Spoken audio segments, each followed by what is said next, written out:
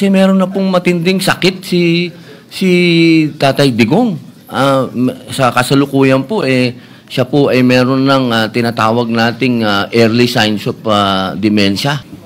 Maraming salamat po, Ginoong Pangulo, at sa ating pinunong mayorya.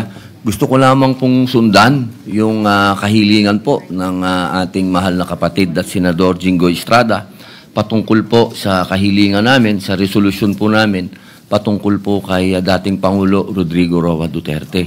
At gusto ko lamang din pong kunin po ang atensyon ng ating mga kasama na kami po kasi ay nangangamba.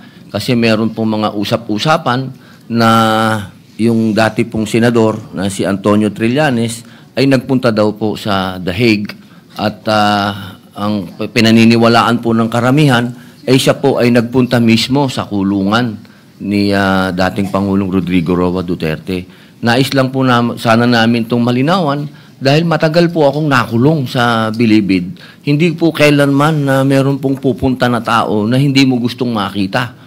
Yun po, tatanungin ka muna ng gwardiya kung gusto mo bang makita itong taong ito. Yun lamang po, gusto lamang po naming malinawan kasi meron na pong matinding sakit si Tatay Digong. Sa kasalukuyan po, siya po ay meron ng tinatawag nating early signs of dementia. Kaya sana lang po malinawan po namin to. Maraming salamat po, Ginoong Pangulo.